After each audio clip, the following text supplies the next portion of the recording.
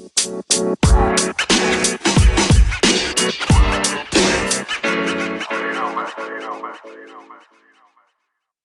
y'all, what's up? What's up? What's up? It's your girl Simone Loud, one half of Love Loud LLC, and per usual, I am with my best friend. I like how you was moving your shoulders like. Get excited! This is True Carpet episode 15. Where you at? I'm excited, but I'm entertained by your joy and your dancing and stuff. Come on, girl, get with it and get lost. I wish everybody could see you. I'm sorry, girl. Hey, y'all. My name is Unique Love, a.k.a. Yaya, a.k.a. Yaskis, a.k.a. Lil Yay, a.k.a. Shakita Banana. Yay, yay. Yes, y'all. Like I said, this is True Carpet episode 15. We are so excited that you are deciding to listen to us today. Whatever day it may be, whatever day of the week, whatever time of the day. Whatever time zone. Right. Whatever part of the world. Shout out to the people in London and over there that have been listening to us. We got some listeners in Ireland. Like, that's tight. That's dope. International listeners. International. Anyway, girl, how are you doing today? I have a little headache. So excuse me, y'all, if I sound like I'm not coming through with the energy. I got a little headache. But other than that, I feel good. Remember I sang that last time? Yeah, I remember. How are you feeling? I feel great. I feel wonderful. I went for a run yesterday, which was nice because I haven't been on a run in a while. I actually worked out the other day too. I haven't been Come through workout. I haven't been as consistent as I was during the summer, but I'm like, I got to get back into it. I just been doing it here and there. Just got to get back into the consistency of things and making sure that I'm healthy and staying fit at the same time. You feel me? I feel you. I guess also it didn't help that I went to the doctor and stood on the scale and I was like, that is not my weight. Or did it help? It was like, okay, I need to snap back to where I used to be. I was like, hold up. I was like, nah, I'm on this scale with all my clothes on. How you gonna have me get on the scale with a jean jacket, a sweatshirt, tennis shoes, fanny pack, with my keys and my wallet and my phone, had headphones on? Like, this is not my weight. This is like 10 pounds over what it should be because I got all these clothes on. Yeah, I be taking that stuff out like, hold on, let me put all this stuff on your chair because we're not about to put this extra weight. But it's cool though, because sometimes it's not even about the weight. Because I realize I've gained a lot of muscle too, so I don't look overweight. You know, look, you can see me. You can even tell. Look at my neck. You can tell by the neck. It's the pose for me. Well, I'm happy about you getting back into the groove of working out. I was actually talking about that with Tay yesterday. Everybody follow me on Instagram. I usually tag her when I was working out. And we were talking about how like we fell off of working out consistently and the struggle of waking up early in the morning to try to get a workout in before work. I realized that when I was going consistently and excited about working out, I had a regimen. Like, prior to, I knew what workout I was going to do, whether it was written down or I like had it in my phone. Like, I would go back to that person's Instagram or whatever and follow it. And it was easier to get a workout in opposed to going to the gym with no plan and just feeling like, I guess I'll hit these few machines and then be done. No, like I like to have it planned out so then I know, okay, I worked on my glutes and legs today. Okay, I worked on my shoulders and my back today. Okay, I worked on my eyebrows and my lips today. So I want it to be silly. But, being organized and being consistent helps also. That's funny that you were thinking about getting back into things because you were motivated by that scale. And me, just my gut going over my jeans. I'm like, all right, something got to shake. And it can't be this gut. So something else got to give. Something got to give. All right, girl. We can do the rundown. Okay. I'm ready. I'm ready, I'm ready. Love you till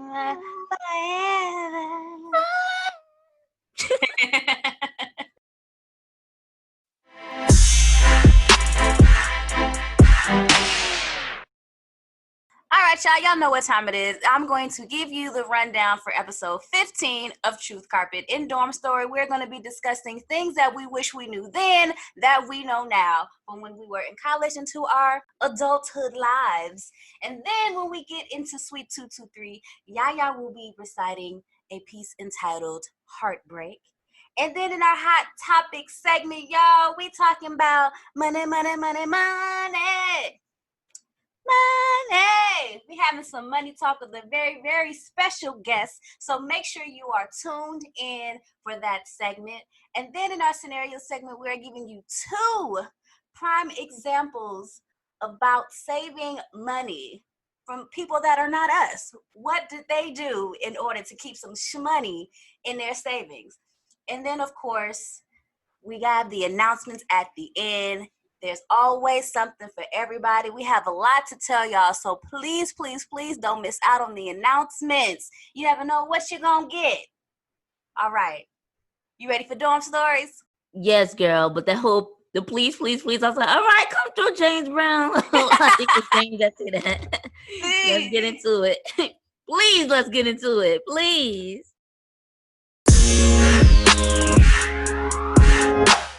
Okay, y'all, before we get into our dorm stories, other episodes we played games or did icebreakers. Today's icebreaker is more like throughout the show, I want Simone to pay attention to Yaya kind of thing. So we're listening to our podcast. I cringe every time I hear myself say, so it kind of made me think back. See, I said it. See, there we go. That's one. I thought back to elementary school when I had the habit of saying like all of the time. So my best friend and I at that time, she would, without me knowing, mark down on her paper how many times I said like or So I want to do that today because I really want to work on this habit of using fillers. So if you would so kindly grab a pen and paper and mark down how many times I say like or as a filler during this episode. And then once we get to the announcements, after we finish, however many times I say it, I have to put that money in our account. Oh, I like it. Okay. How about times 2? So whatever that number is times 2, I have to put that in our Love Loud account. All right, I got my pen. I got my paper. I got a column. And I got a like column. All right. Just don't see me marking. I know you got a blue pen. My cheek from laughing.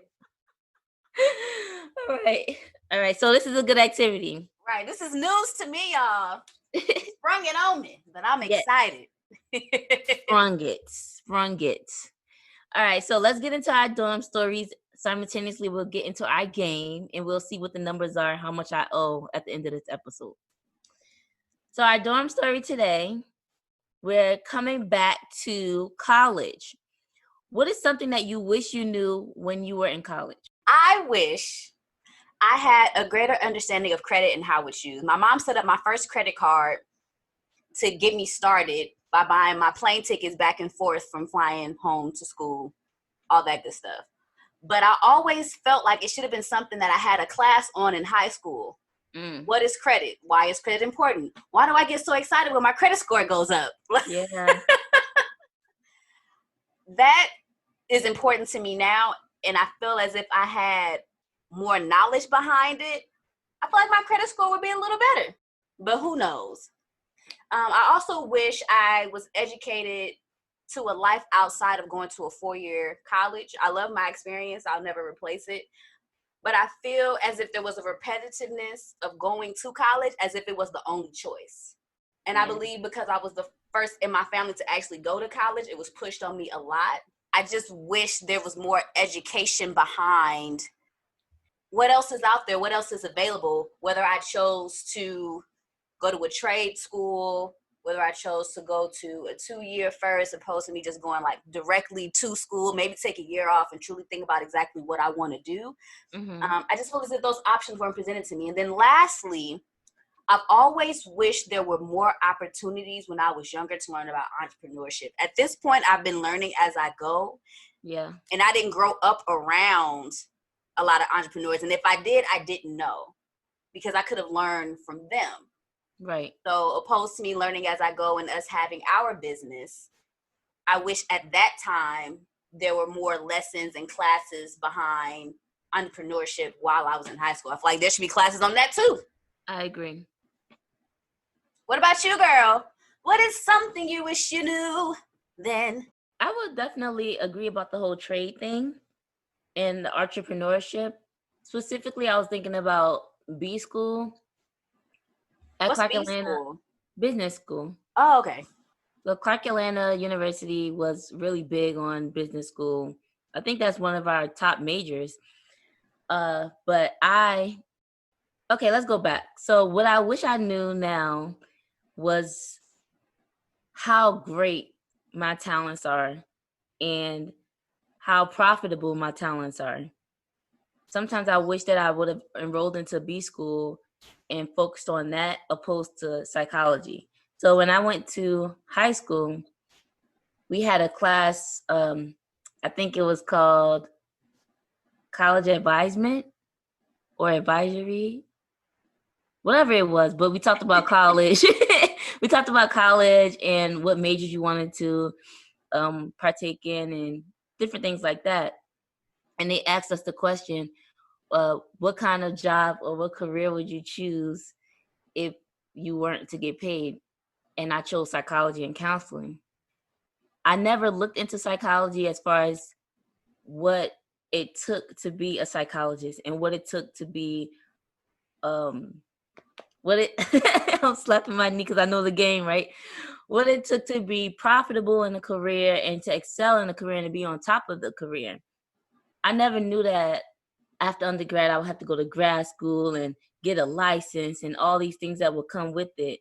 I never knew the struggle financially that it would have on you paying for more education within a career, or the little lump sum checks that you get. Like, we don't really get paid much as therapists, counselors, psychologists, social workers. It's not a profitable field at all.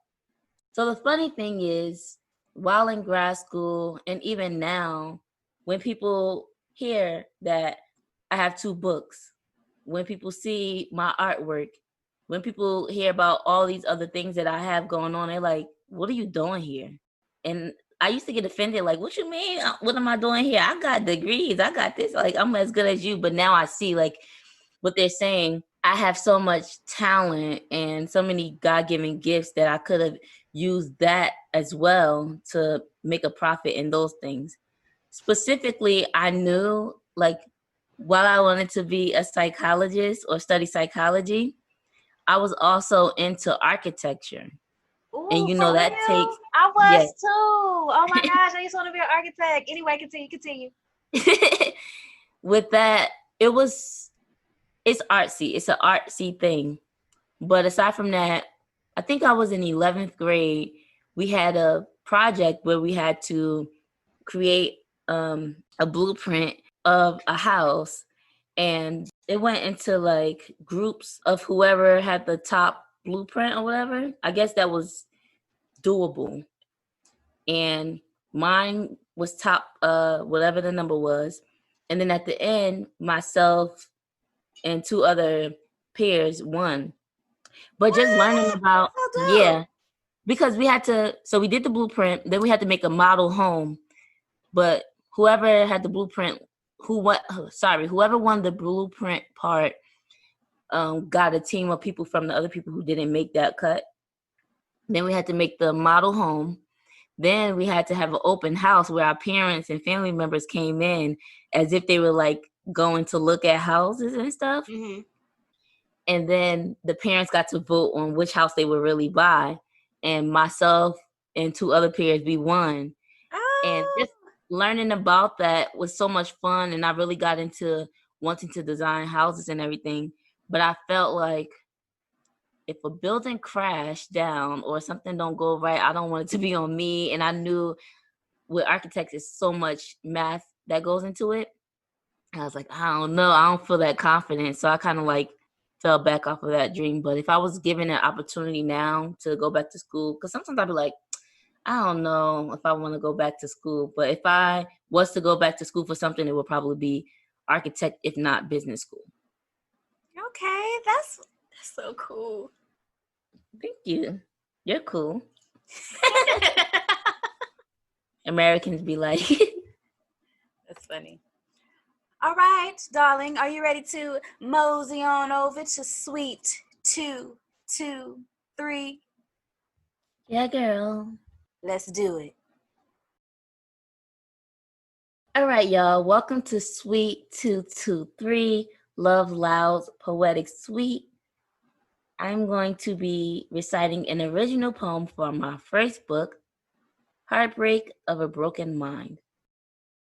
As I sit here, with a pen at hand and notepad at lap, I try to relax and scribble what I feel, jot down what's real. You see, I find myself lost, yet I cannot see. There's something broken on me. My mind wanders and the blood in my veins flow to my heart that beats at a rapid pace. I'm stuck in this place, but can't find my way out. Foot tapping, gum smacking, lost, stuck out of luck. My heart yearns for this peace that it lacks. As a matter of fact, my heart is fine. What's broken is my mind. Yet the pain can't be defined. I tried to give away my heart to someone so divine. Gave away all of my time and laid all of my cards out on the table thinking it'll be okay. Too bad what I shared can't be taken back. I'm lost in a place struggling to relax. See, there's something holding me back. I'm strapped to a table of regret. And yet, I try to remove my mind from this place and lead it to a state of contemplation. Though it's led to a state of hesitation, thinking of things that I should and should not do to get him. See, it's hard out here nowadays, in days of now, for a girl like I to see where she stands. That is, with a man. As I sit here with this writing utensil at hand and loose leaf at lap, I struggle to relax. My mind's in a hurricane, spinning rapidly as it rips apart. Signs of a broken heart. I'm lost in a place of thought. Yet I know sitting here is not my last resort. I'm trapped reminiscing about things that I've been reminiscing about way back then, when he and I shared a thing called time. I swear I gave him my heart, and that it was he that had torn it apart. I look back at the start, gloomy and dark, yet I still stepped in. Friends tried to pull me away, but I refused. God, I'm so confused. I'm thinking yet thoughtless, stranded in a hot mess. I stress. My heart feels fragile, though it isn't broken. I feel like I'm in motion, though I'm still. My head spinning and spinning as if I just hopped off of a ride at Six Flags. I laugh as I try to move my feet but can't go. Dizziness, pain, loss of thought. Thoughtless. I thought I gave him my heart, but I gave him my mind. Thought my heart was broken, but it's my mind that aches. 8 weeks of stress, 8 weeks of no rest because I stayed up on those countless nights wondering why and when. Twisted in a Twizzler of mixed emotions, thoughts tore me apart. And the entire time, I thought I suffered from a broken heart. Girl, I like that one. Snap it up, clap it up, hunty. That was one of them long ones. I ain't know you had a long one in you, girl. Yes. Thank you. Thank you, girl. One of the few long pieces that you have. Now, we know we got to tell the people the inspiration behind the piece, but I also want to know about the title. Okay. So let's start with what we usually have, the inspiration behind the piece. I just remember writing this between freshman and sophomore year. It had to be freshman year of undergrad. I remember writing it. And I remember being stuck on this guy before I had a boyfriend. I'm laughing because I don't want to say names, but you know who I'm talking about. I was stuck on him, and I was just like confused of like what was going on between us, because I felt like something was becoming of us, but obviously it wasn't becoming of us. So it was just feeling like in the moment he was breaking my heart, or like I was losing out on something. And then I remember having this tug of war in my mind of like what's really going on, not getting it or whatever. You know, young love, young lust. And when I put myself away from it, it wasn't my heart that was broken, it was my mind. Like I was good. I was good. I was just, my mind was just invested in it and hopeful for things to come, and it wasn't really what I thought. It was like, oh, but I love him. I love that. No, you love what you like the experience of it, but you and him, it wasn't all that, girl. It was just young love, young lust.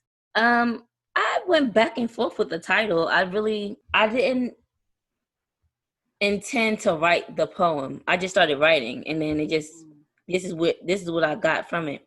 This is when my good poems come, when I just write and not try to write.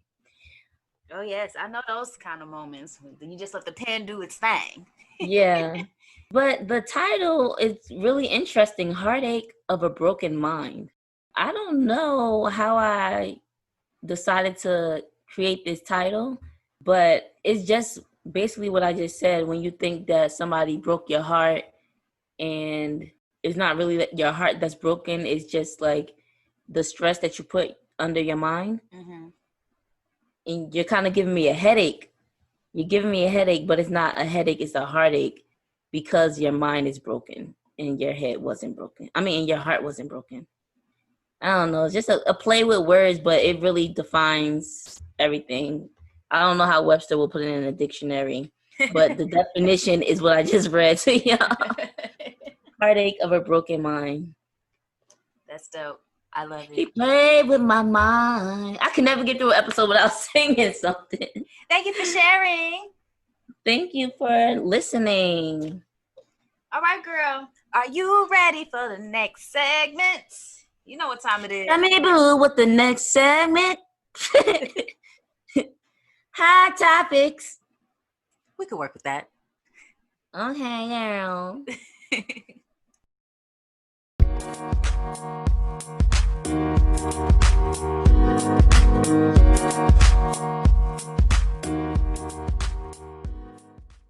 We have a special guest.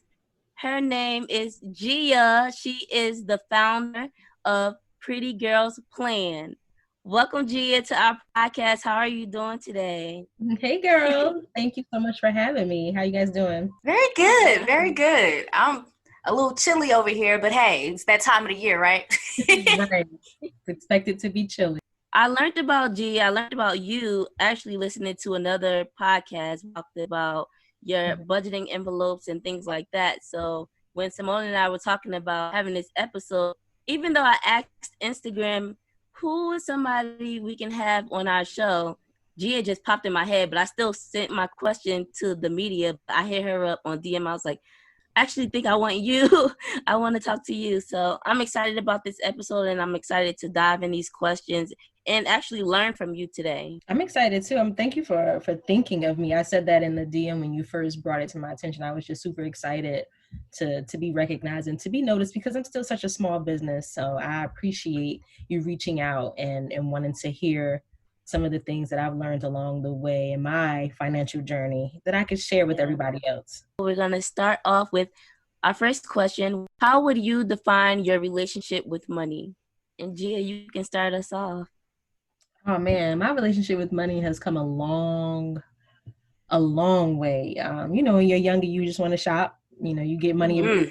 True statement, when you're young, it burns a hole in your pocket because you just you see everything that you like. You think that you can afford all kinds of things. And then by the time, you look up, you broke again. You don't have any money. But the older you get and the more responsible you become, and, you get your priorities in order, you realize that having a solid budget and a foundation of how to save and how to manage your money is really important. So I can honestly sit here today at 33 and say that I think that I have a pretty good relationship with money and with my finances. It doesn't burn a hole in my pocket as much as it used to. And that is something that I'm completely grateful for. It's a journey. I don't want people to think that it happens overnight and that you just wake up one day and you know how to save and budget, because it is definitely a process. Oh, yes, I can agree with that. Shoot, my dad used to tell me all the time, you just let money burn a hole in your pocket. What do you mean? It's my money and I want it now and I want to spend it on whatever I want. Right. Especially if you like nice stuff. Like I like nice stuff. I like to shop. I like to go out to eat. I like to travel. I have a kid. I have a dog who's act like a kid. So it's a lot. You know, you have to really learn how to pace yourself when it comes to your finances, because you're gonna look up and you ain't gonna have nothing left. Absolutely. You're out here struggling, trying to take care of your responsibilities. So prioritizing very important when learning about your money. Amen to that. I would have to define my relationship with money as like a work in progress. Mm-hmm. I used to allow money to literally stress me out because I felt like I was living check to check. Like, dang, I got to pay this bill and I got to pay this other bill, but I really want to go to this event. Maybe I can put this bill off and pay for this event instead because I really want to have fun. I should live my best life and not have to worry about all these bills that keep coming in, because they're going to come regardless. So I should still be able to have some fun too, right? But I also believe that it equates to me being on my own for the first time and truly understanding like the prioritization of my funds. Like, where should I be allocating my funds to and when?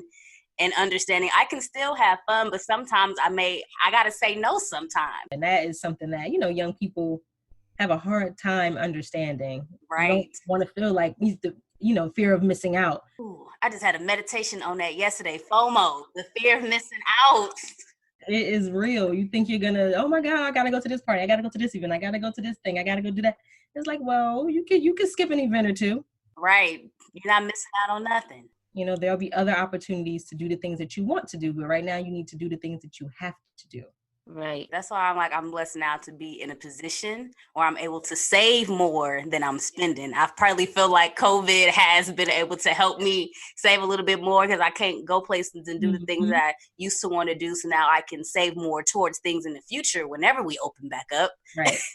But I am blessed to be able to be in this position right now to save more than I actually spend. Absolutely. I pray that that's everybody's situation, because we've all been on quarantine. We've all been locked down. So there's very few things that you can do outside of, the online thing. So I think it should have helped everyone put a little bit more away than they normally have. And I think even if it's a couple $100s, I think that's a great thing, because some people really can't save that. I think it's great on top of just wanting to do it in general, not having the pressure. Like for me personally, it's hard for me to say no sometimes when people invite me out. So just being like, oh girl, it's COVID. Like I don't have to feel that pressure on top of wanting to go. Like I want to say, but I want to go. Which one do I do? Right now, I have no choice but to say because COVID. So it kind of helped out in that way. I would say that I have a good relationship with money. I was always a frugal person. I was always that person when I got money for my birthday. I would slide it under my mattress. I was so organized. I had a column. You would think I was a bank teller. I had ones, fives, tens, organized in that way. My brother would always say, for a little girl who don't have a job, you gotta stay with money. I was just always known as that person. My family would come borrow money from me. My mom would come to me Sunday mornings and say, yeah, you got change for $50. And I always had it. I was always that person. It was the opposite for me as far as treating myself. Like I remember when I bought my first Michael Kors purse. And I wanted to buy it. I could afford it. But for me, spending that $2-something on a purse, I was like, should I be spending my money on this? And then my mom was like, yeah, you work hard. It's okay to treat yourself sometimes. Absolutely. I have a relationship with money that is pretty good. The opposite of it for me is like being scared to be so deep in debt or to fall on my butt when I can't take care of responsibilities. And I think Simone mentioned it earlier, the idea of living check to check. That's what we Americans do a lot of times. At my old job, something happened within their banking system that when payday came, everybody who wasn't in Wells Fargo didn't get paid. And people were freaking out, like, oh my God, we didn't get paid. I got my bills to pay, et cetera, et cetera. But thank God that I live such a frugal lifestyle that I like to think that I have money, because I don't like the idea of having to live paycheck to paycheck. I always make sure that my bills, I don't care if I have $5 to my name at the end of the day, my bills are going to be paid. Oh, So absolutely. Yes. I wasn't in a circumstance where I suffered from that, but that was like, if nothing else opened my eyes, that definitely showed, okay, yeah, you're doing good. Make sure you continue to make sure you have at least whatever is going to cover your bills in your bank account. I think that opened a lot of people's eyes during COVID too. A lot of people lost their jobs. So for the next 2 or 3 or 4 months, however that beginning of a quarantine lockdown lasted, they were stressed.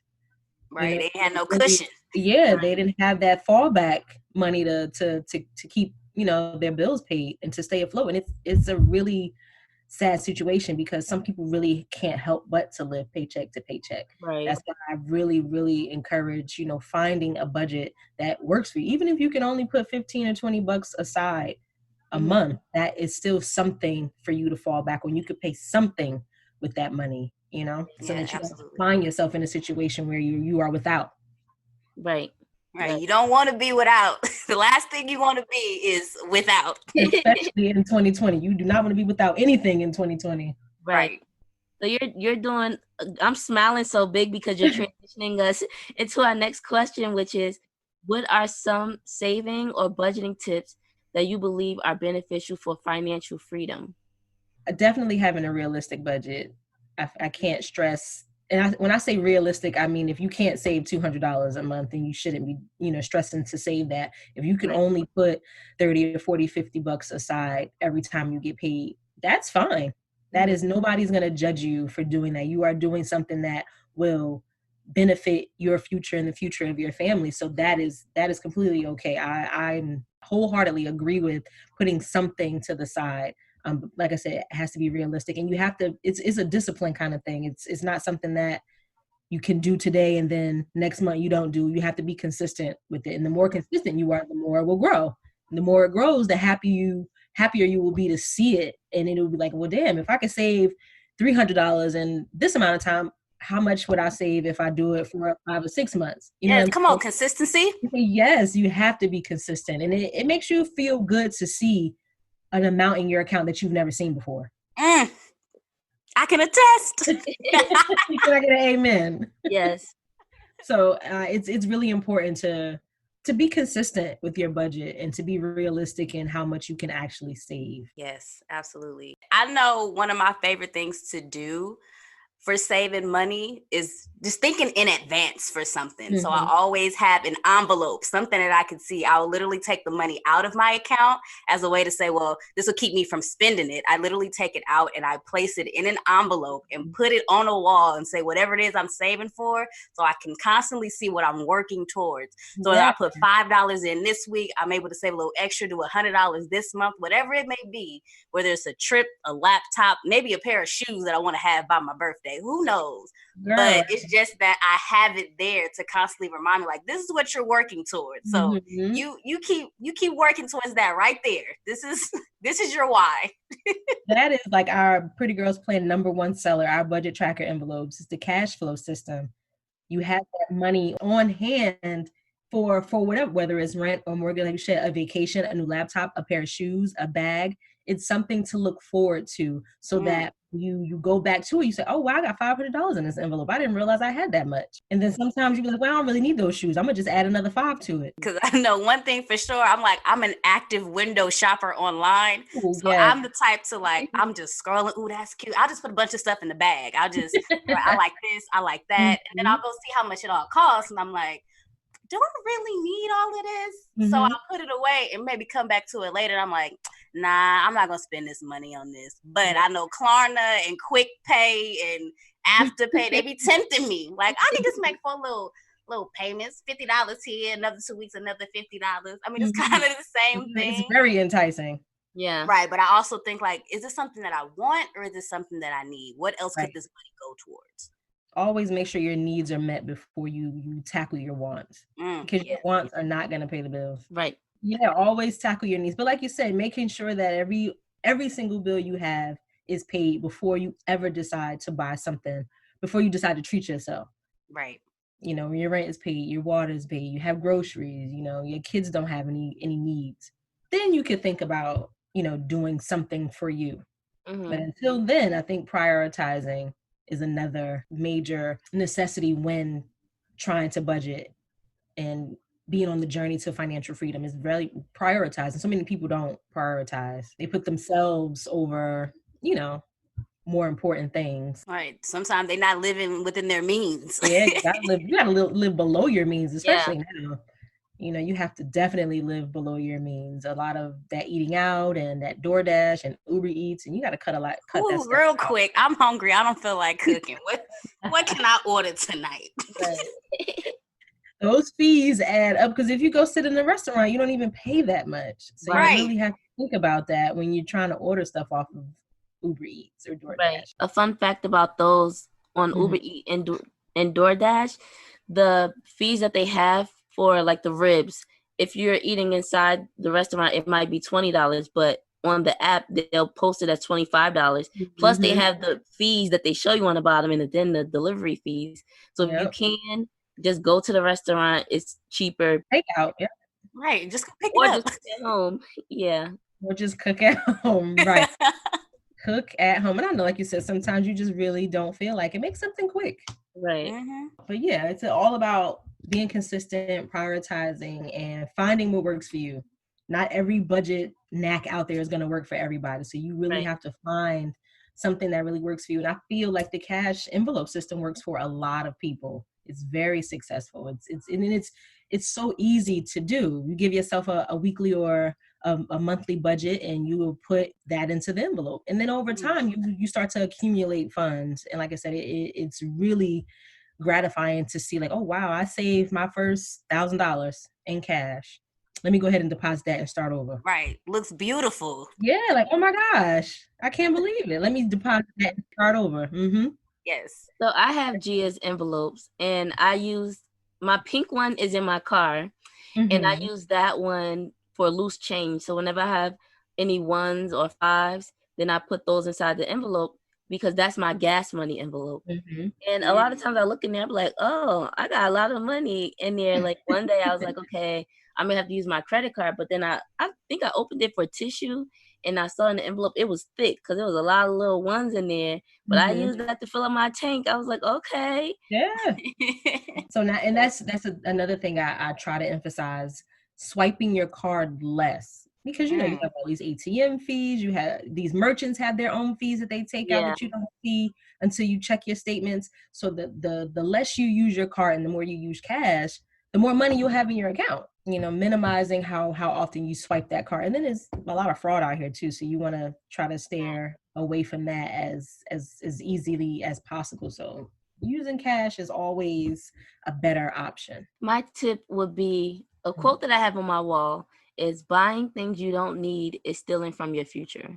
Oh, come on, quote. Yeah, I put that quote on my wall because like Simone was talking about the shoes and things like that. Anything sparkly pink and cute will get my attention. And it's like, yeah, you don't need it. And it's like, I want it. And sometimes the ringing of the want can be so loud.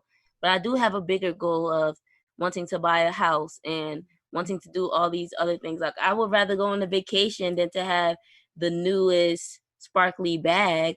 So if I buy this sparkly bag, that's taking money away from my house or taking money away from me being able to go to Dubai or something like that. So I have to think about the bigger goal opposed to thinking about just satisfying this want right now when that bag's going to probably sit there. It's COVID anyway. Where am I going with this sparkly bag? You don't that person choose. Posting it on Instagram to flex. Look what I bought. Right. To go nowhere, to the kitchen, in the bathroom, and that's it. Right. Long-term goals will definitely get you saving.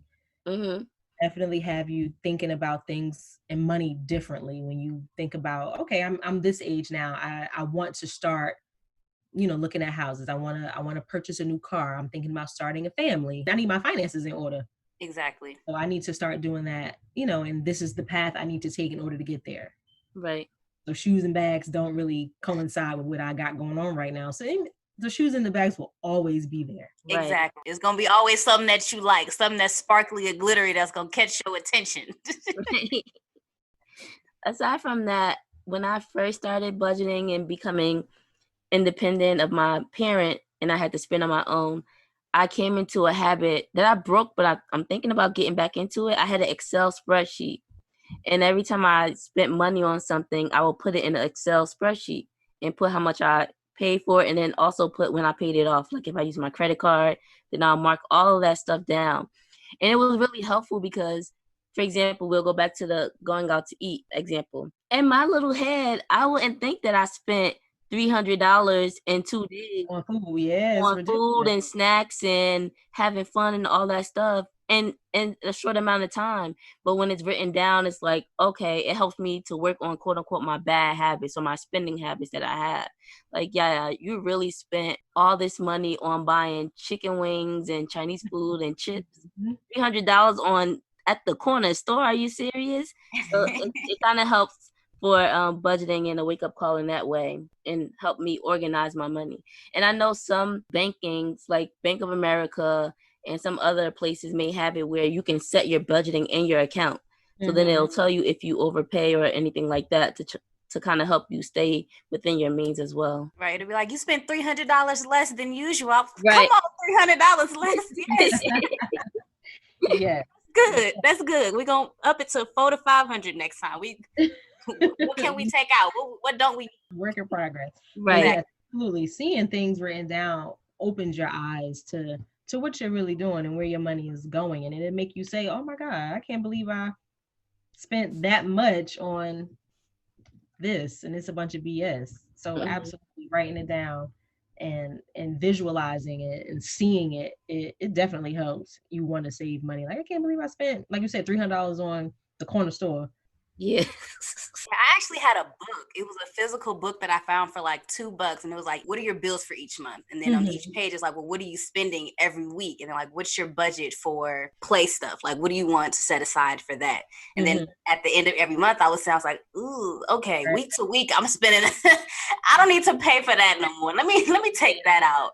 Can I get on your Netflix account for this month? I think I'm gonna take that out. I don't need that either. So having it physically in front of me, so whether it's Excel like Yaya or just writing it down or having it in an app where it shows you like what you're spending and how often and where, being able to see it definitely helps a lot. I agree. Yes, it does. And like I was saying, we have some sheets coming for Pretty Girls Plan for that. Budgeting sheets, income sheets, bill sheets. So yes. Oh, that's exciting. Yes, thank you. That's dope. Planners are finally on the way. People have been hounding me for a year about getting planners. I just couldn't find the right kind of the perfect one that I thought that people would like. I didn't want to get the, how you go and buy planners that already have everything in them and you don't use half of those pages in those books. I didn't want to do that because I feel like it's a waste of money. So I got just blank empty planners that you can put in inserts that you see fit that works best for you, whether it's a meal prep or whether it's, just completely budgeting or whether it's just a calendar type of personalization. Yeah, you personalize it so that it fits your needs. It's for whatever you need to use. Yes, great things take time.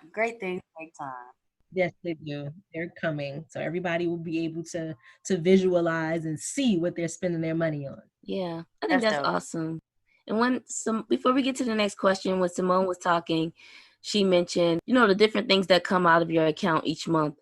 Say like I have a membership with a company, every month they send me beauty products, or another company, every month they send me food, like those kind of things. If you don't need those, then make sure you tap into it and turn those things off because you're spending money that you don't need. Like for example, I get the vitamins from Hum. And I'm backed up on those vitamins. So I made sure last week I went in and said, skip the month. Yeah, don't forget to skip. I had to skip my Shoe Dazzle. I remember Shoe Dazzle used to get me all the time when I was in college. They used to get me food. I had to call them like, listen, I haven't purchased anything from you guys for like 5 years. You're going to take my information. And I need that back pay because... Right. Even writing those things down, the subscriptions, that's what the word is. Writing all your subscriptions down and your bills, everything that comes out per month, because sometimes you may forget about Shoe Dazzle or Hum and things like that. And that's money. Like it may be quote unquote just $10, but that just $10 adds up. And I think Shoe Dazzle at the time was what, $39.95. I need that back. Right. Okay. Our next question: how much money do you suggest people keep in their savings account at all times? I think at least 4 times the amount. 4 times the amount of your monthly expenses? Bills, yep. Okay. Why do you say that? Because like a situation like what we're going through right now can happen. And then people are out of work and you still have bills to pay whether you have a job or not. Right. So you need to have that cushion and that safety net behind you until you could get back on your feet. So, 4 or 5 or 6 months down the road, you should be all right. I'm cool for the next couple of months while I can only focus on finding another job. Right, because I know my student loans don't care. Looking for another job and struggling to figure out how you're going to pay your bills. It'd be too much for you to focus on at one time because you're not focused on finding a job. You're focusing on how I'm going to get these coins to pay these bills. Exactly. Yeah. So at least 4 to 6 months worth of every bill, rent, or mortgage, car note, all of your insurance, health, auto, life, your children's necessities, food, lights, every single bill. I think that's why the planning, like your planning book or whatever people use to visualize all those expenses will come into handy, because I know some people may be listening now and like, I don't even know how much I spend a month or anything like that. So right. It's good to have an idea of what you do spend per month so that you can plan ahead and have like a safety cushion for yourself. Yeah, absolutely. You got to know what you are spending monthly on just bills, because everything else is a want after that. Yeah. Nothing else matters after all of your bills are paid. So you need to know the exact, down to the cents, what you are paying a month in your bill so that you know what you need to be doing in order to bring that in per month. Yeah, I was definitely thinking the same. I was thinking like 4 to 5 months, 4 to 6 months of monthly expenses would be, good to start with as far as like saving something, unless it's anything on top of that you want to save extra, but at least have that as far as the expenses that you know that you're going to be paying for every single month. And then you might end up having more money when you don't have to pay for a certain thing anymore. Because I knew once I finished paying for my braces, I was like, yes, that money can stay in my account now. I don't have to pay for that no more. When you finish paying off that car note. Yep. Yep. And I feel like with that's a good point, because somebody asked me a while ago, oh, I don't have to pay my car note anymore. Now I said, no, you could put that money aside and pretend that you still have a car note. Exactly. Now you can save that $400 or $500 that you was paying for that car. Right. You're already used to spending it. Now save it. Pretend that you're still paying on a car or paying on your braces, even if it's $50 or $60. A little something. Extra money that you'll have later on. Yeah. You don't have to have a particular reason to save money other than since you need to save money. Why do you need another reason? Right? I didn't have an answer for this because I wasn't sure if there was like a golden nugget rule that a specific dollar amount, or if it was based off of people's income or just how much people's expenses were monthly. So I just got my answer from you and Monie. I'm sure there's a lot of people that's listening that probably didn't have an answer too. So that's why we're here with Gia, so that we can learn these things. Definitely got to have your monthly expenses to the side. Okay, so let's go to the next question, which is it a deal breaker if your significant other makes less money than you? Why or why not? It's a tough question for me because as a woman in 2020, with the job that I have, which is a pretty good job, I make a pretty decent amount of money. I've been on a few dates where it was like, man, these guys out here, I don't know how I want to say broke, but aren't financially stable enough. And I think a lot of these guys think it's a game out here. I think that 2020 was like the year of the woman. Ooh, We really stepped it up and we really showing out. I know a lot of women entrepreneurs, or just women in corporate or women with regular jobs, 9 to 5s, that are really doing their thing and, making 6 figures, making 7 figures on the side of their regular job. I went on a few dates and was like, I don't know. I think I'm gonna be by myself for a while. I think I'm me and these kids.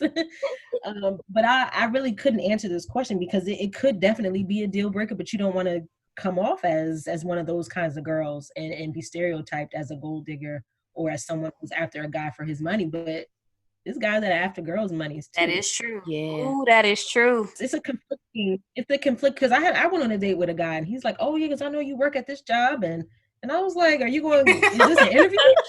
Right. Are you trying to interview for me to hire you? Because I don't do that. I can't help you there. Sorry. I had to cut that date short, but it was like, it's a conflicting topic. Because I don't want to feel like I'm checking his pockets, but I feel like it's for me. I want to say no because it's essential for me to take into account the field that he's working in and whatever career he may be in. So depending on what I'm doing, it's a possibility that I could most definitely be making more money than him just based off the field alone. But that doesn't mean he can't be, right. A substantial partner just based off the position that he's in. He'd probably be top tier in what he's doing. Right. But I think in regards to dating, I try not to put so much an emphasis on how much money he's making. That's not what I'm, at least, because it's not what I'm focused on in the beginning. I feel like those conversations, will begin to come up at some point in time, depending on how far we're able to get down the line. Because if we start talking marriage, then we got to start talking debt. You know what I'm saying? So exactly. So just maybe not so much in the beginning, but I feel like if we can make it work with whatever I'm making and what he's making, then let's go ahead and make it work. Because Lord knows if my man was like, he don't want me to work, I'm about to be like, well, say no more. I got dinner on the stove. You want a hot bath? You want to rub your feet? What do you need? I'm taking care of house and home. I love how you answered, Gia, when you said it's the year of the woman. I never noticed that. Like, I don't know if you noticed my face when you said it, but I was like, oh, wow. When I thought back on it, because let's use Instagram, for example. All of the entrepreneurs that I'm seeing popping up on there, whether I know them or not, is women. I have not seen a man yet, to be honest, pop up on my Instagram or hear, word of mouth about a man blossoming or even trying to start his own business. So, wow, that was like, I didn't notice that. So you just woke me up to see that. I don't think a lot of people realize that when you think back to the beginning of the year, and then you think back to February, March, when everything started to, get shut down, who really emerged from all of that with like new ideas and in a new bag? It was women. Yeah. I was like, wow, we really out here snatching these coins up. And not to say that everybody is meant to be an entrepreneur, because that's definitely not the case. But I feel like even in like I said, corporate America and regular 9-to-5s, women are really, getting promoted and getting bonuses and, things of that nature. And like you said, I haven't really heard many stories about men doing the same. Right. It's a hard topic for women to discuss, finances in a relationship, because a guy will automatically think that you are with him because he has something. We got something too. It might depend on the man too, because some men see themselves as the provider and they want to be the provider. Right. So they could most definitely have an issue with you making more money than them, opposed to you having an issue of him making less, That's a good point. Absolutely. Some guys do have a problem with that. But like you said, Simone, you got to have a talk with your mate. Once it gets to that level in your relationship, you just definitely have to talk about, all right, well, what's your finances looking like? What's your credit score? Kind of debt do you have? Because when you talk about marriage, you're talking about everything becoming one. Yeah. You don't want to take on anyone else's issues, child support, and, right. bad credit. All of that. Yeah, people work a long time to establish, good credit. It takes a long time to get to that level. So we can't say I do until you figure it out. Come on now. I agree. I think that that's extremely smart, whether it's a guy or a woman, because you're taking on everything that your spouse has financially. Right.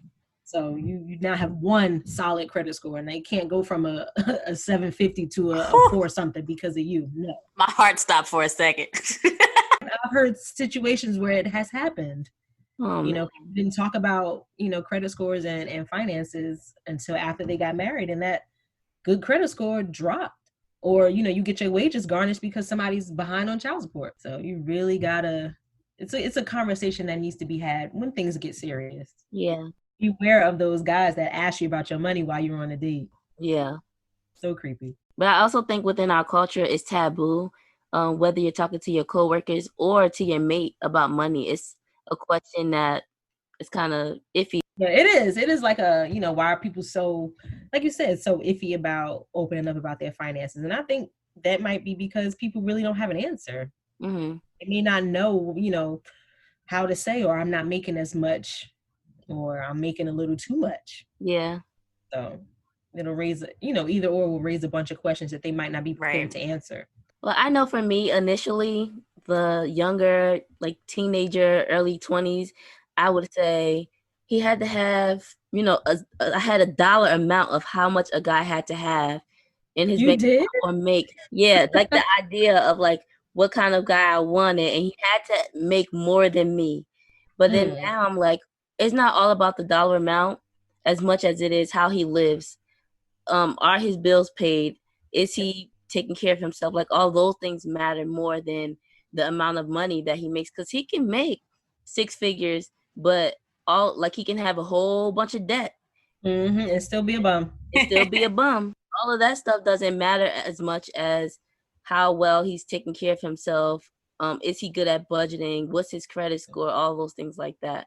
So it can be like a little cringe, like, Yeah, like I said, it was a hard question to answer because you could go back and forth all day about, whether it does matter, whether it doesn't matter. I think it's all about personal preference, and it's all about what you and your mate decide to talk about when the time comes. I think the importance is to let everyone know that it is okay to talk about it, because some people shy away from those questions. And like Gia said and Simone hinted to too, you don't want to bring it up on the first date.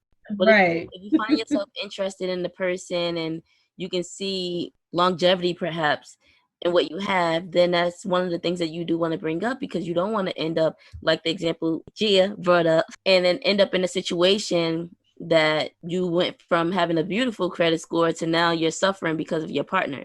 Like when you said your partner's finances and their problems and all that stuff becomes one with yours, to the point where like if that person has a child and they go to college and then the parent is responsible for paying for that, not just the parent, you too, you got to help pay for those things. You're taking on all those debts that person has. So it's good to know your partner financially as well as the other ease that you know that person. Absolutely. So that's all for our questions. I think this was a great conversation. Like I said, some of my questions were blank, but I feel like I learned some things from both of you ladies today. Yes, thank you so much for joining us. I definitely enjoyed this conversation. I had a great time. Thank you so much for inviting me. Thank you so much. I truly appreciate it. Yes, I'm looking forward to your planner dropping. Right, I need one of those. Yeah, because I was a person, I had the Excel spreadsheet, and sometimes I think I grew out of that habit because I got tired of turning on the computer and letting it load and putting that stuff in. So when Simone brought it up that she saw a physical copy, and then now I know that you're going to have that as a part of your inserts, that would be great to actually just pull out my book and then write it in. That can be something that can help me get back on that habit of budgeting. So I think that's beautiful. But bringing that up, drop your socials. Yes, my Instagram is @_prettygirlsplan. You can find me on Instagram.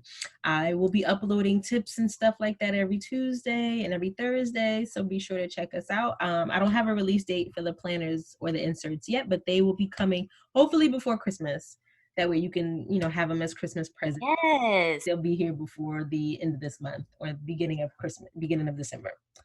Fingers crossed.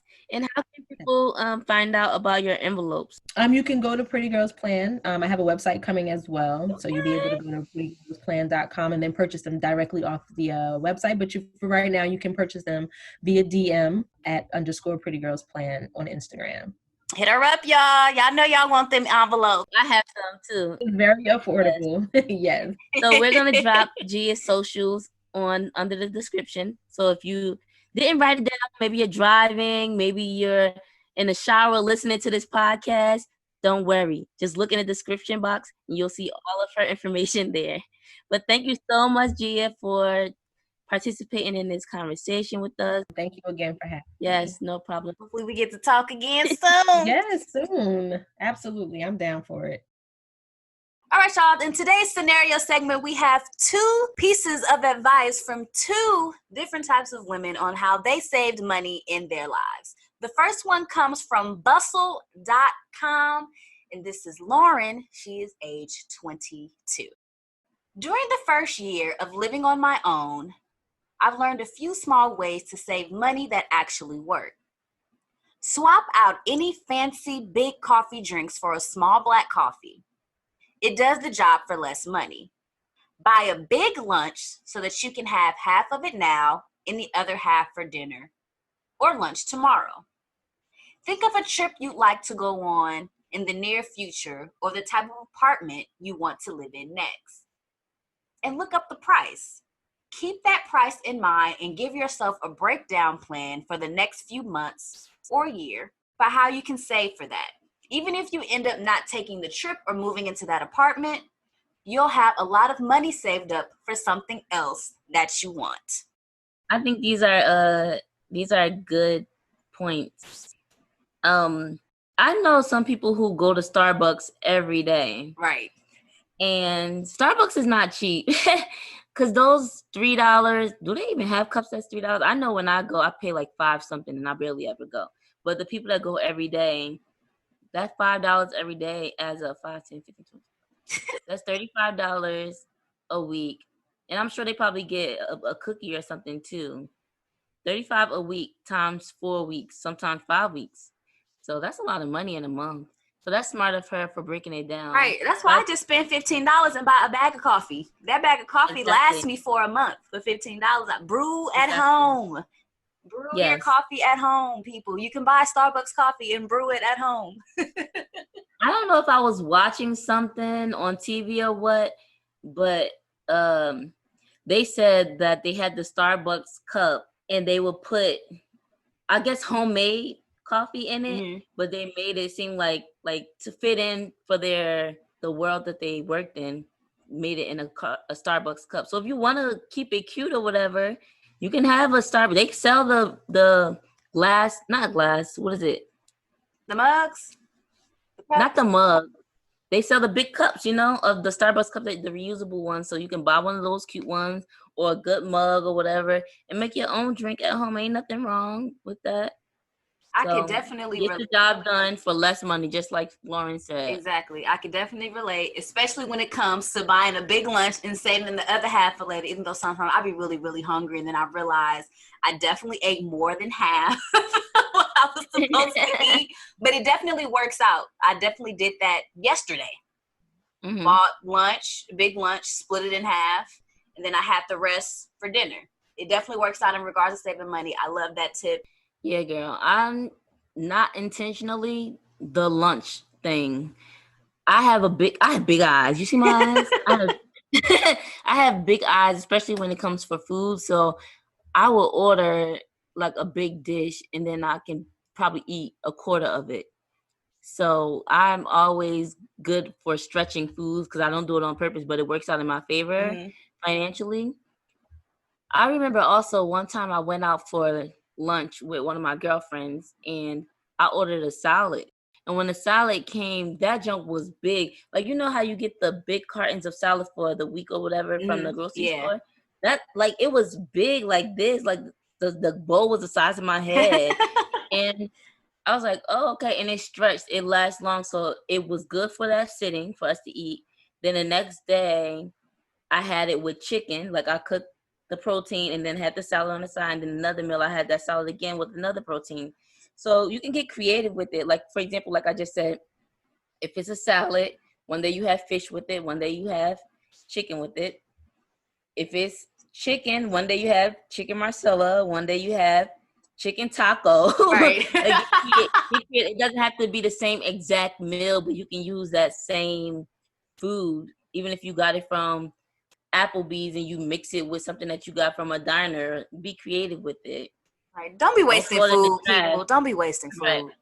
All right, let's do the next scenario. This is Christina, and she is 33 years old. Yes, Christina. When I moved from San Diego to Maui at 26, I was about $50,000 in debt to college loans, overspending on vacations, and living the single life with my girlfriends. Ironically, even though Maui has a higher cost of living, the lifestyle is more affordable. Nightly cocktails, expensive dinners, and weekend road trips to Palm Springs and Vegas became a thing of the past. Instead, my free time is spent hiking at the beach and at friends' houses, all of which provides the same emotional satisfaction, but without the high cost. Very slowly, I started paying more than the monthly minimum on my debt, and in a couple of years, I paid off my car. My original plan was to buy a new car, but then I got engaged. My fiance was very good with his money and never had debt. I was embarrassed by the $30,000 of debt I was bringing to the marriage, so I made the decision to buckle down and pay it off before our wedding in 2 years. I signed up for automatic transfers from my paychecks to my loans. When I went to the grocery store, I only shopped for what I needed that day. I carried only my debit card in my wallet, and a couple of months before our wedding, I made the last payment. Although my initial motivation was to feel financially confident going into my marriage, going debt-free has meant so much more.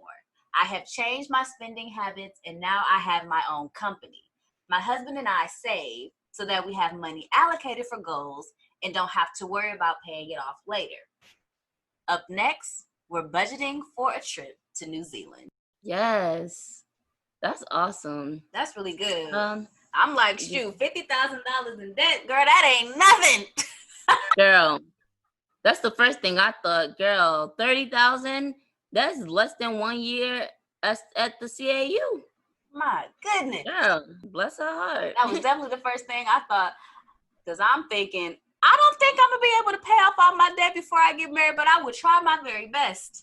But yeah, I was about that last night too. I'm have debt by the time I walk down the aisle. I'm sure of that, because I got a master's degree too. So, girl, those degrees, I'm still gonna have debt when I'm in the grave, and I don't even know when I'm dying. I just know, I'm not paying all that off. I'm sorry. That's not gonna mess up my credit score. But as far as her like spending to go on all these trips and stuff, that can mess up her credit score, and I can see why she felt embarrassed, because she felt like she was probably like living it up and spending recklessly. Right. But while you were reading, also in my head, I'm like, it's funny how things change. Like, write that down. I said, like, it's funny how we experience fun, how we define fun changes with years and experience. First, she was spending all this money, going on these extravagant trips, going to Vegas and spending on all these activities, but now her fun is defined as going for nice walks, spending time at her friends' houses, and things like that. I don't think putting the money aside is not about the money. It's how we define this will be fun, opposed to now how we define this is fun. Right. And thankfully for her, it took less money in her older years to have that kind of fun. Which makes sense, because you find better ways to save money, or better ways to allocate your time, better places to put your funds in regards to what you see yourself doing, especially when you want to save for a car, save for a house. I'm not worried about going to the club. Too tired and I got work the next day. Hanging out every night, Thursday to Sunday, going out, having drinks, going out to dinner. You don't have to do that. It's okay to do it every now and again. My body can never. Once your pockets change, your savings once your body change too. So it's just a matter of prioritizing the things that you want, which I think is really dope, especially as far as setting up those automatic transfers. Exactly. Automatic transfers is gold. Yeah. I think that's awesome. I didn't know that you can set it up to specifically go straight to your loans or wherever you want it to go, like for payments and stuff. But I think that's awesome because it's taking care of the priorities first. It's one thing to have an automatic payment from your card, but I think she had it set up straight from her paychecks to her loans. Yes. It says, I signed up for automatic transfer from my paycheck to my loans. So that's good, because then the more it happens, like the more months that go by, she is seeing that other money less and less, so she can adjust and say, I was used to getting $500 less because I wasn't seeing that $500. Right. So you had to adjust to what you would be able to afford. Right. So I know for me, like taking her example, which is why I do like it. Like if I said like again. At first, and I was about to say like again. At first, it was weird for me personally, thinking I was having money from my paycheck being split into different accounts, because I do have that now. Mm-hmm. So I have my regular account that I look at all the time, where I pay my bills, etc. Then I have another account where money goes to or whatever. I've gotten so used to not seeing that other money that I had that I started thinking, for example, let's say that the money that I had in my checkings account that was coming in was $300. So I was thinking that bi-weekly I got paid $300, but I forgot about the money that went into capital. I forgot about the money that went into these other accounts and things like that. So then I started to think, just okay, how do I use this $300 to pay these bills? Y'all know $300 ain't gonna pay all the bills. That's just a number. Yeah, but to pay all of my bills, to go out, hang out with Tay this weekend and Simone this next weekend, and then Etlin this other weekend. Like, how am I going to use that $300 and budget it? That's one big thing. So, along with what she's saying, having another separate account and then budgeting, what she did do, budget for her wedding, and then now they're budgeting to go to New Zealand and pay all these other things off of the goals that they have. So it's just being strategic with your money. Exactly. Strategic with them coins. Think coins, but get dollars. I like that quote. Can we put it on a shirt? Yes. Yeah, it will be on the website. Don't try to copy it because we already recording this episode. Think coins, get dollars.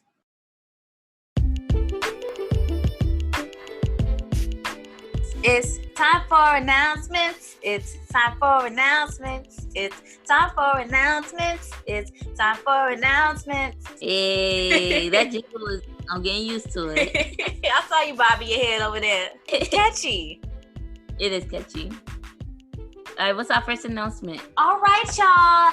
As you know, it is Black Friday, and it wouldn't be Black Friday without us having a sale for you all. You have the opportunity to get 30% off anything in the Love Loud shop by using the code BLK Friday. So it's black, but we're missing a few letters. BLK Friday on the website at checkout. Be sure you use the code so that you have 30% off whatever you would like in the Love Loud shop. The hoodies, the shirts, the books, all of that. It's up to you what you want to get, but you get 30% off. That's awesome. I hope you guys use that discount. Yep. That's sweet. That's a sweet deal. It is. It's going all the way until Monday the 30th, y'all. So do not miss out on the sale. The sale. All right, next up, we have our question of the month. We are still in November. I'm sure this is going to go by fast, y'all, but we're in November 2020. Our question of the month: despite COVID-19, what are you thankful for in 2020 and why? For this month, we are giving away a free Love Loud t-shirt. Yay. So if you drop your comment, your answer, your response on our Instagram or on our Love Loud website, you will be entered for a chance to win a Love Loud t-shirt. Also, remember, if you are a member, entered twice into this raffle. Yes, and speaking of members, head over to the website loveloud.com and sign up to be a member so you have access to the exclusivity. What's the word? Whatever it is. Exclusivity. You have access to things that other folks don't. Early access to our new items, our blog posts, private forums that you all can write in to ask each other's questions. And then also you get the discounts early. And then also we have a membership pin available for the first 50. The first 25 have already gone out. So y'all need to make sure we got 25 pins left, exclusive pins that we are sending out as a thank you for becoming a member. Exclusive Love Yourself Loud pins that you will get for free just for signing up. So we mailed out the pins, and last weekend I was hanging out with my family, and my sister-in-law had the pin on her sweater. So I was like, oh, nice pin. But it was really her husband's because she didn't my brother did. So then my mom and my nephew were like, I want a pin. I was like, you got to sign up for a membership. Just because you family don't mean that you're just going to get right, something. We're not just handing them out like that. Right. So the main question was, how do I become a member? How much does it cost for membership? That's what they asked. Oh, membership is free. It's what? It's free. It doesn't cost to be a member. All you got to do is have an email address. You can probably sign in with Facebook too. I have it set up for that too. You can sign in with your Gmail. You can sign up with Facebook. You can sign up with your email. It's up to you how you want to sign up. But membership is free, baby. Yeah, so we had 2 members sign up this week. So I will be mailing out their pins to them. But the more the merrier. Come on and join this free club. Come on, y'all. Next up is our YouTube channel. If you have not yet, make sure you go visit our YouTube channel and subscribe. We have our question of the month answers. We have all of our podcasts starting from day 1 when we were doing IG Live.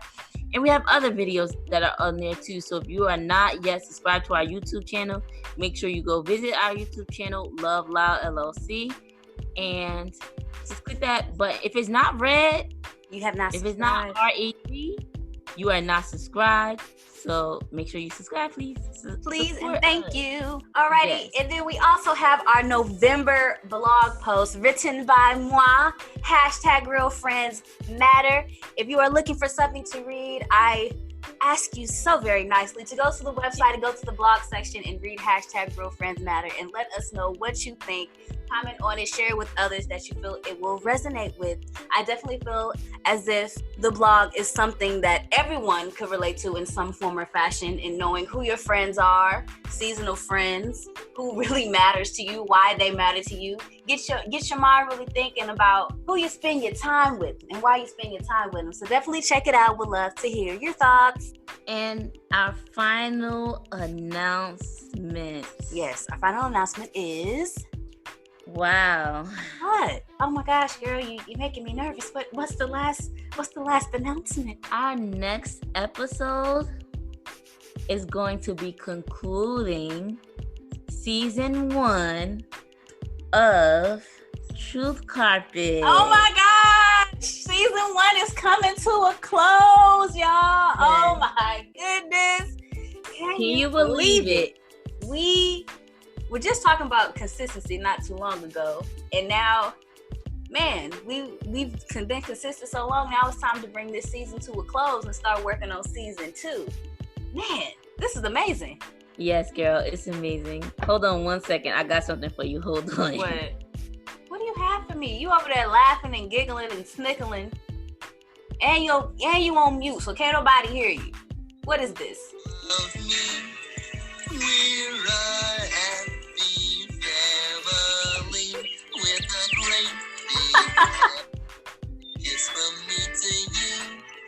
Won't you say you love me too? Oh my gosh, I was not expecting that at all. What the heck, yo? But I do love you. I do love you too. I love you. It made me think, the finale, when things are coming to conclusion, that's what Barney sings. So I wanted you to know, we got another episode after this, but I wanted you to know, I love you. You love me. We're best friends, as friends can be, with a great big hug and a kiss from me to you. Won't you say you love me too? I love you too. Oh yeah, and before we go, you have 6 and 5, 10, 15, 17 likes. I probably missed some, I'm sure, but that's what you have. I owe $46. Yeah, you did miss some, I think. Let me transfer this $46. I need to work on this. I really do. I do too. We both have to work on it. I'm not sure I said it that many times though. Well, thanks everybody for tuning into our episode Truth Carpet with our special guest Gia of Pretty Girls Plan. Make sure you follow her. Media. And we will be back to you in 2 weeks. 2 weeks, y'all. 2 weeks for the season finale. Bye. Peace.